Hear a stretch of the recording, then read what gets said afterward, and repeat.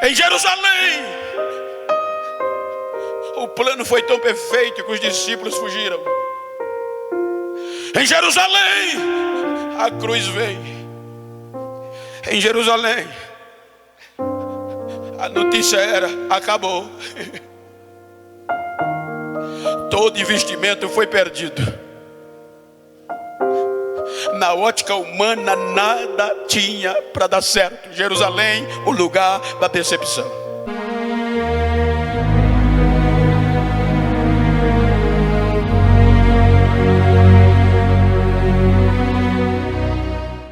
Tem um programa televisivo chamado The Voice, que eu acho lindo porque é descobrir talentos. E os irmãos, vejam que os candidatos se apresentam. E quando eles são aprovados por um ou por todos, eles têm o direito, pela sua capacidade, de escolher qual do mestre da música ele quer dobrar-se e aprender aos seus pés. Então os escribas chegaram a um patamar tamanho que com 6 anos um adolescente judeu, uma criança começava a estudar a lei. Com 10 anos já tinha lei na mente. Com 12 anos ia para a mesa examinadora, que eram os escribas, os doutores. Era uma geração que deveria ser preparada para um grande avivamento, porque a coisa estava fria em Jerusalém. Mas aí eles descartavam, porque eles só escolhiam os melhores dentre os melhores. E quando aquele que era capacitado, intelectual, influente, parente de alguém, eles aprovavam, e aquelas pessoas, aqueles aprovados, olhavam e tinham direito de escolher qual mestre ia aprender o resto. Esses homens descartavam quem não era influente. Você veja que Jesus com 12 anos passou por eles. E a Bíblia diz que até aquele momento, em toda a história da mesa examinadora, não apareceu um jovem feito Jesus. Que os doutores abriam a boca e diziam, olhando um para o outro, todos viraram uma cadeira se fosse no The Voice, e dizia: de onde vem tanta sabedoria? Quem é esse menino? Aí diziam: é lá da Nazaré. Então não serve, não é influente, não tem parentesco, descarta. Você vai ver que Jerusalém sempre foi decepção para Jesus. Era assim que funcionava. Precisava de um grande avivamento, porque havia morte lá dentro. Os grandões, os pastores, os líderes, os que se diziam santos, separados, escribas, fariseus, saduceus, entrava na igreja, passava pelos aleijados, pelos enfermos, nem uma oração fazia, porque não tinha o poder do Espírito Santo para fazê-lo. Porque o esfriamento, gente, não é só a gente pular e falar em língua, é bom, mas avivamento é acontecer sobrenatural no meio das igrejas. Avivamento é atrair os não crentes, as pessoas a Deus. Não havia. Veja que Jerusalém foi decepção para o ministério de Jesus. Com 40 dias de nascido, ele é levado a Jerusalém para ser apresentado no templo. Jerusalém não o reconheceu. Com 12 anos ele vai a Jerusalém, no templo, passa pela sabatina e é rejeitado. Com 29 anos ele é batizado nas águas e cheio do Espírito Santo. Ele poderia vir para Jerusalém como qualquer cantor que quer sucesso, como qualquer pregador, ia para Jerusalém. Mas não, mesmo cheio, ele volta para Nazaré, para o interiorzinho. E agora vai contrariar o sistema em Jerusalém.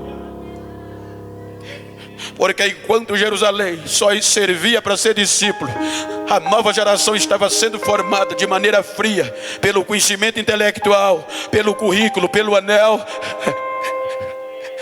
Aí Jesus agora vai provocar.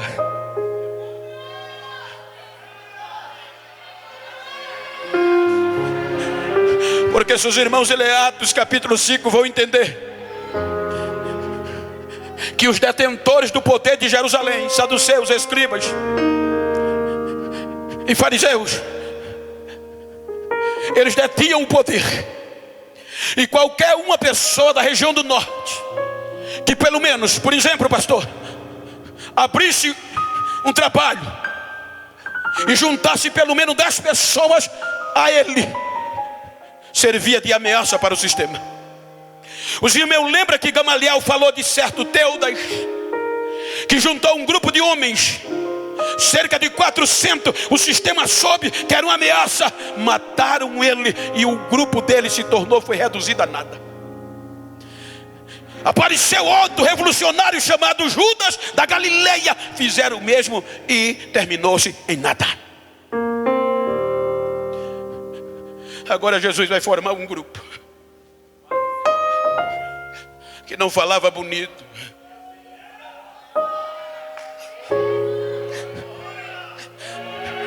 não tinha conta no banco, eram pescadores, sem diploma, sem anel. Eles eram tão improváveis que Jesus contraria a grade de Jerusalém. Em Jerusalém, os intelectuais tinham direito de escolher, mas os discípulos de Jesus nem isso tinham. Por isso que Jesus disse: eu escolhi a vocês e não foi vocês que escolheram a mim. Ele contraria, ele vem pelo contrário.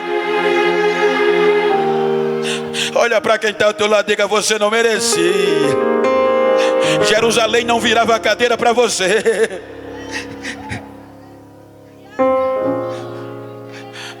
E daqui a pouco ele começa com aqueles ignorantes.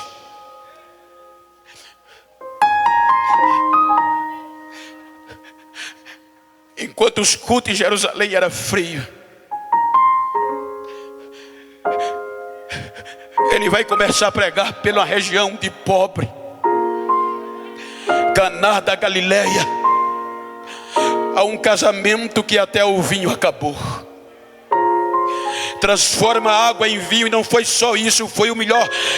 No início do ano eu estava lá e tomei do vinho de Caná da Galileia. E a história é mais bonita do que o que a gente pensa. A notícia expandiu. A Bíblia diz que o nome dele começou a espalhar pela região. Agora, enquanto os doutores, o sistema em Jerusalém tinha o poder econômico, o poder do glamour, agora Jesus, com um grupo de semi-analfabeto, vai provocando um avivamento nunca visto, como foi dito aqui. Onde eles passavam,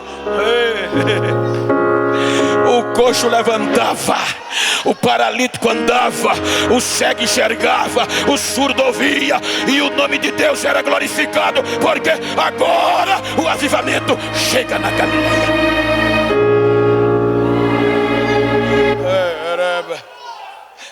A notícia chega no sistema. Apareceu mais um, e está juntando um grupo de homens a ele. Então tentaram prendê-lo, mas não conseguiram. Aí, para piorar, sabe quem não acreditava em ressurreição? O pastor presidente e toda a mesa diretora, que eram os saduceus. Eles não acreditavam nem no mover dos anjos. Aí chega alguém para Jesus e diz: Senhor, o teu amigo Lázaro está doente. Volte e diga que não é para a morte. Mas ele morre. Jesus passa 3 dias. Ele deixa ultrapassar a crendice.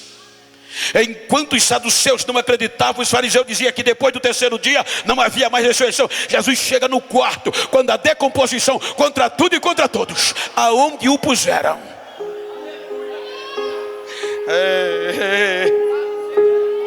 Lázaro, vem para fora. Lázaro sai. Aí a notícia bombou. Se tivesse YouTube, gente, tinha congestionado. Apareceu um profeta que está fazendo o que nunca ninguém viu. Nem Moisés, nem Elias, nem foi dito aqui, nem não quer que até os mortos estão voltando a viver. Lázaro agora está vivo.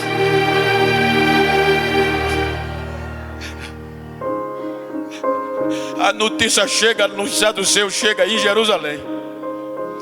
Quando ele chega em Jerusalém, a notícia aí já chega maior ainda, porque as pessoas diziam: agora é multidão, nem precisa ele estar por perto nem pregar. Tem um avivamento em Betânia tão grande que só em as pessoas olhar para Lázaro já aceita Jesus como Salvador e já sai renovado. Aí dizem: vamos matá-lo agora, não só a ele, mas também a Lázaro. Porque já que matou Teuda e matou Judas, este também vai ser mais um.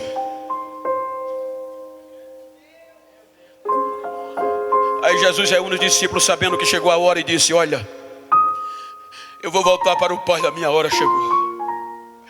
Mas eu não vou deixar vocês só. Eu vou rogar ao Pai para enviar o Consolador. Isto antes da cruz. Veja que Jesus vai à cruz.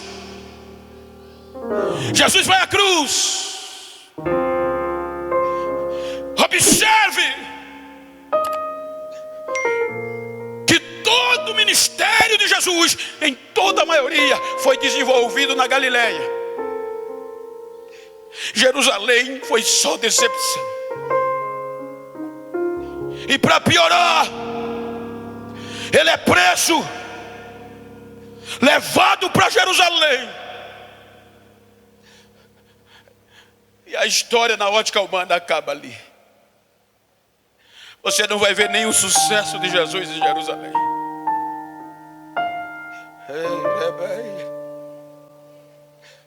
Em Jerusalém, o plano foi tão perfeito que os discípulos fugiram. Em Jerusalém, a cruz veio. Em Jerusalém, a notícia era: acabou. Todo investimento foi perdido. Na ótica humana, nada tinha para dar certo. Jerusalém, o lugar da decepção. Jerusalém, o lugar da derrota. Jerusalém, o lugar da morte. Pela ótica humana, o judaísmo venceu.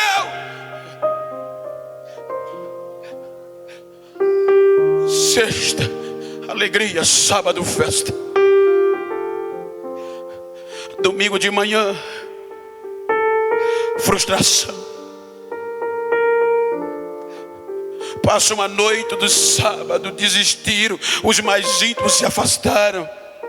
Era o lugar de dizer: faliu, acabou. Mas na manhã de madrugada do domingo, uma notícia em particular chega para os discípulos: o mestre está vivo. Mas como Jerusalém matou ele? Nós vamos embalsamar o corpo, mas o túmulo não tem mais ninguém, está vazio.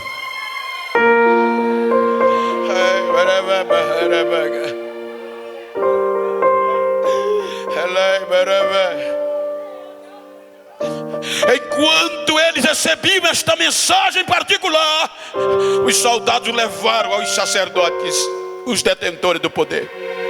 Enquanto os discípulos anunciavam que Jesus estava vivo, os sacerdotes pagaram os soldados para dizer que ele continuava morto. Veja o que sai de Jerusalém. Enquanto eles anunciavam, e escutem, gente, a cidade de Jerusalém estava lotada de pessoas do mundo todo. A Bíblia diz que tinha cerca de 17 nações de toda a parte do mundo, de varões piedosos, por conta da Páscoa. Então a notícia era que Jesus estava morto. E quem anunciava? O poder religioso. E o poder religioso tinha o apoio do Congresso. tinha o apoio político de Roma, tinha o apoio judicial do Sinédrio e o apoio econômico. E enquanto eles tinham tudo isso, agora Jesus, depois da cruz, chega para os discípulos e diz: imagina, no lugar que tudo deu errado, fique em Jerusalém. No lugar que ninguém acreditava, até aqui nem o sucesso em 3 anos e meio de ministério. Aí ele diz: fique em Jerusalém, até que do alto sejais revestido de poder. Mas se não é o lugar da queda, fiquem lá e não saiam.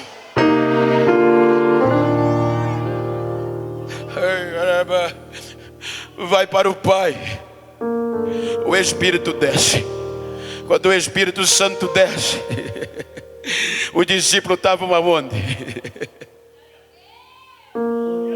Em Jerusalém. Aí agora o barulho. Gente, que avivamento é esse? Me explica. Eu entrei na sala onde o Espírito Santo desceu. Eu estive lá em Jerusalém. Eu estou falando o que eu vi. Não há capacidade para o que aconteceu na ótica humana. A vergonha, a represália era tão grande que eles estavam amedrontados, mesmo com a promessa depois da cruz. Estavam trancados, esperando, enquanto o sistema tinha todo apoio jurídico, representante político, enquanto o sistema do judaísmo tinha tudo a favor, nem dinheiro para uma boa hospedagem eles tinham. Quando o Espírito Santo desce,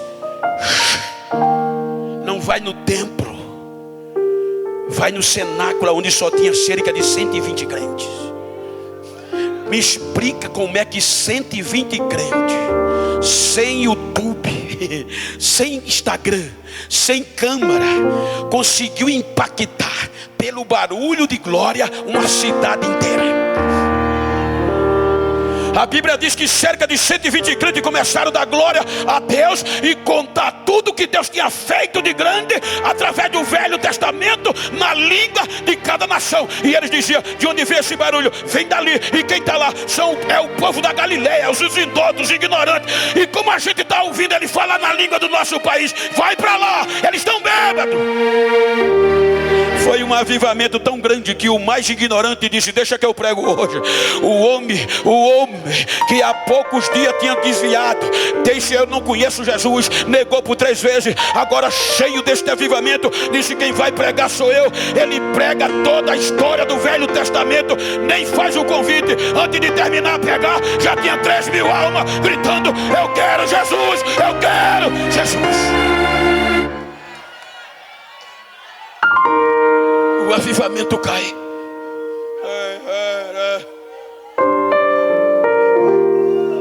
Ninguém entendia nada, não chamou atenção. Aí agora não era só palavras, tinha tudo para dar errado, gente. No lugar da queda, sem nenhum apoio, nem jurídico, nem político, nem partidário, nem religioso, nem econômico, tudo estava no lado do judaísmo. Eles não tinham apoio nenhum. O que era que tinha? O Espírito Santo avivando todo dia. O número crescia. Quando eles vão, olha o que o evangelho do avivamento faz.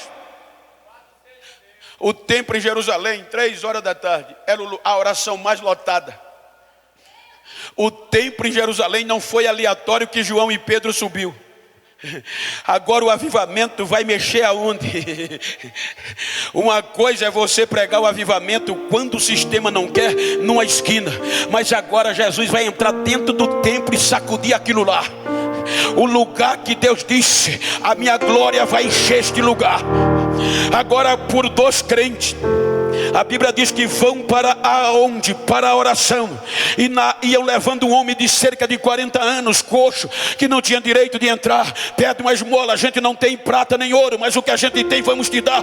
Em nome de Jesus o Nazareno, levanta, anda.